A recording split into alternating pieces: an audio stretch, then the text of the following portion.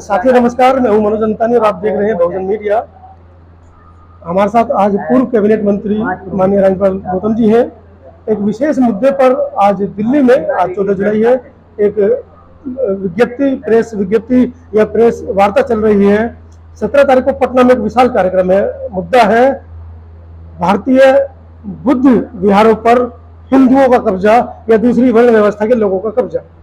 ऐसा ही कुछ कब्जा बोध गया में जो बुद्ध मंदिर है, पूरे विश्व में प्रमुख रूप से बौद्धों की आस्था का केंद्र है, उस पर भी बौद्धों के मंदिर पर भी हिंदुओं का कब्जा है। उसको लेकर दिल्ली में आज एक मीटिंग है। जानते हैं मंत्री से क्या प्रकरण है, कैसे ये मामला समझ में आया है, और इसके ऊपर बोध गया मुक्ति मोर्चा भी कई वर्षों से काम कर रहा है। देखिए, ऐसा आपको कोई धार्मिक स्थल पूरे भारत में नहीं मिलेगा और संभवतः पूरी दुनिया में नहीं मिलेगा जिसमें एक पर्टिकुलर किसी धर्म के धार्मिक स्थल पर किसी दूसरे धर्म के लोगों को भी मैनेजमेंट कमेटी में रखा जाए। लेकिन महाबोधि टेम्पल जो बौद्ध गया में है, जहां तथागत बुद्ध को ज्ञान की प्राप्ति हुई थी, उस महाबोधि टेम्पल में आजादी के समय से हम लोग देख रहे हैं कि एक कानून बनाकर उस कानून के तहत उसमें 2 पंडों को भी सदस्य बनाया हुआ है। शायद 4 सदस्य की कमेटी जिसमें 2 पंडे हैं और 2 डीएम खुद वहाँ के और डीएम सेक्रेटरी होते हैं उसमें।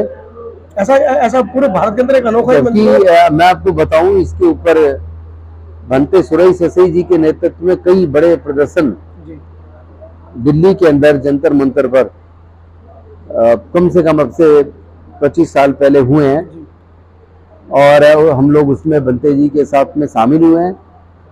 काफी लंबा प्रदर्शन जंतर मंतर पे उनके नेतृत्व में चला।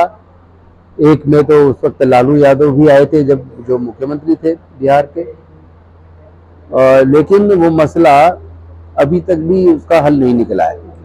थोड़ा बहुत उसमें चेंजेस किया, लेकिन उसमें परिवर्तन की जरूरत है उस कानून में, क्योंकि वो बौद्धों का मंदिर है, बौद्धों की पूरे दुनिया के बौद्धों की आस्था का केंद्र है।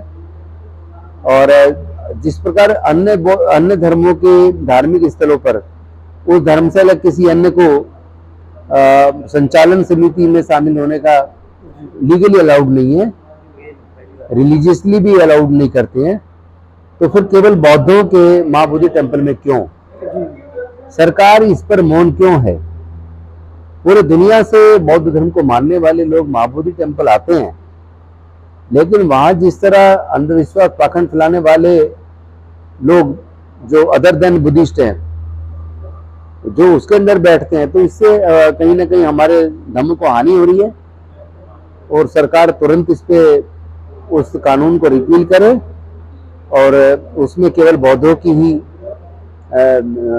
उसमें हिस्सेदारी होनी चाहिए। तो बुद्धिस्ट लोग की भी आप लोग मांग कर रहे थे, कई बार जंतर मंतर पर प्रोटेस्ट भी हुआ, ज्ञापन भी दिए गए, वो मामला भी ठंडे बस्ते में पड़ा है। बुद्धिस्ट लॉ पे भी काफी लंबे समय से प्रदर्शन हुए, कोर्ट में भी केसेस चले हैं, कई ज्ञापन भी दिए गए केंद्र की सरकार को कि बुद्धिस्ट पर्सनल लॉ बोर्ड बनाया जाए और बौद्धों का भी अपने सारे संस्कार करने के लिए लॉ होना चाहिए। उसके ऊपर अभी बहुत जल्दी एक मीटिंग भी होने वाली है और हम सरकार से इसको भी मांग करेंगे कि जैसे सिखों के लिए आनंद खास उनका एक अलग एक्ट है, हिंदुओं के लिए हिंदू मैरिज एक्ट है, तो या मुस्लिमों का अपना पर्सनल लॉ है, पर्सनल लॉ बोर्ड है, उसी तरह बौद्धों का भी पर्सनल लॉ बोर्ड बनाना चाहिए ताकि बौद्धों का अपना सांस्कारिक जो प्रक्रियाएं हैं उसको कैसे करना है, कौन कराएगा, उस पर एक कानून बन सके। जय भीम मिशन से आप करोड़ों बहुजनों को बुद्धिस्ट बनाने की प्रक्रिया कर रहे हैं। वहीं दूसरी तरफ गाजियाबाद में 14 अक्टूबर को कुछ लोगों ने बौद्ध दीक्षा ली थी 2 साल पहले। बाबा साहब के प्रपोत्र राजेंद्र अम्बेडकर स्वयं बौद्ध दीक्षा दिलवा रहे थे, लेकिन उसके अगले ही दिन उस पूरे मोहल्ले पर खासकर वो एक वाल्मीकि मोहल्ला था जिसमें लगभग 250 के करीब लोगों ने बौद्ध दीक्षा ग्रहण की। कुछ ज्यादा परिवार के भी लोग थे। अगले ही दिन से उनके ऊपर पहाड़ टूट पड़ा है। 2 साल से उनका पानी बंद है, बिजली बाधित कर देते हैं और जिन आयोजकों ने उस कार्यक्रम का आयोजन किया था उनको जान से मारने की धमकी मिल रही है। ये परसों ही मैं उनकी प्रेस मीटिंग कर ऐसी सरकारों को उखाड़ के फेंकने का समय आ गया है जी। भारत एक सेकुलर राष्ट्र है और भारत का संविधान सभी को अपने धर्म को मानने की, पूजा अर्चना करने की, आस्था की आजादी देता है। ये हमारा पर्सनल मैटर है, हम हमारा बिलीफ कहाँ रहे, हम हमारी आस्था कहाँ रहे, हम किस धर्म को माने, ये हर व्यक्ति का एक पर्सनल मैटर है, उसका फंडामेंटल राइट है। इसमें किसी सरकार को, किसी संप्रदाय को, किसी ग्रुप को, किसी कानून को इसमें बाधा नहीं बनना चाहिए। और यहाँ तक कि कुछ सरकारें जो कानून बना भी रही है इसके, वो संविधान के खिलाफ जाके काम कर रही है। मतलब जिनके लिए कानून बन रहे हैं उनके हितों की रक्षा है, उनके हितों की बात ही नहीं उसके अंदर। देखिए, कोई भी राज्य या केंद्र सरकार कोई भी कानून अगर बनाती है और वो कानून भारत के संविधान के खिलाफ हो, उसको ओवरराइड करता हो, फंडामेंटल राइट्स को वायलेट करता हो, वो कानून अपने आप में वॉइड है, इलीगल है, वो बनाया नहीं जा सकता। तो ऐसे में देशवासियों को क्या करना चाहिए?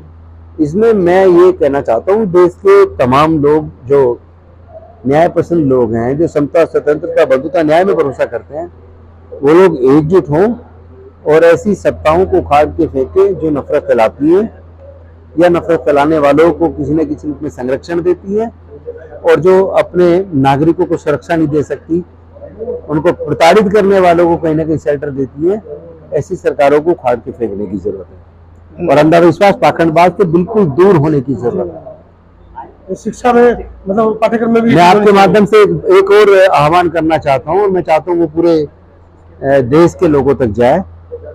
अब कुछ दिनों बाद फिर वो कावड़ की बीमारी आएगी, तो मैं देश के तमाम बुद्धिवादी लोगों से निवेदन करता हूं और विशेष रूप से देश के अनुसूचित जाति, जनजाति, पिछड़े वर्ग के लोगों से आह्वान करता हूं कि ऐसी किसी भी जगह पर जहां जाने से आपको शारीरिक और आर्थिक हानि होती हो और जिससे आपको किसी भी प्रकार का कोई फायदा ना होता हो, ऐसी चीजों से में आप बिल्कुल दूरी बनाएं। आपने कावड़ लेने कभी आपने देखा नहीं होगा, कोई ब्राह्मण जाता हो, कोई बनिया जाता हो, कोई नेता का बच्चा जाता हो, कोई अफसर का बेटा जाता, बेटा बेटी जाता हो। तो जब नेताओं के और अफसरों के बच्चे कावड़ लेने नहीं जाते, जब देश में व्यापारियों के बच्चे कावड़ लेने नहीं जाते, ब्राह्मणों के बच्चे कावड़ लेने नहीं जाते, तो ये दलित, पिछड़े, आदिवासियों के बच्चे कावड़ लेने क्यों जाते हैं? हेलीकॉप्टर से फूल बरसते हैं। और जब कावड़ लेने जाते हैं तो फिर जितने दिन तक जाते हैं, अगर बच्चा स्टूडेंट है तो उसकी पढ़ाई छूटती है, और अगर वो कहीं फैक्ट्री में या कहीं नौकरी कर रहा है कारखाने में, तो उसका नौकरी छूटता है, उसका सैलरी उस टाइम का मिलता नहीं है, साथ में उसमें जो आने जाने पे जो खर्च होता है वो भी लगता है। तो हर तरीके से आपका शारीरिक भी और आर्थिक नुकसान है, और फायदा कुछ होना नहीं है। या तो आप वहां जाने से अमीर बन जाओ, आपको बहुत ज्यादा ज्ञान हो जाए, आपके जीवन में तरक्की और खुशहाली आ जाए, तब तो बात समझ में आती है। लेकिन जिनके जीवन में तरक्की खुशहाली आ रही है, जो जिनका व्यापार बढ़ रहा है, जिनके बच्चे अफसर बन रहे हैं, वो तो कभी कावड़ लेने नहीं जाते, तो फिर आप क्यों जाते हैं? क्या जरूरत है जाने की ऐसी किसी भी जगह पर? चलिए, एक बहुत बड़ा संदेश अंधविश्वास और पाखंड को तोड़ते हुए माननीय मंत्री जी ने दिया है। आपका क्या कहना है इस पूरे चर्चा के बारे में, इस पूरे साक्षात्कार के बारे में? कमेंट सेक्शन में अपना कमेंट हमें जरूर लिखें, और हाँ, साथ के साथ ये जरूर बताएं कि आप देश के किस कोने से हमारी वीडियो को देख रहे हैं। धन्यवाद। Thank you sir.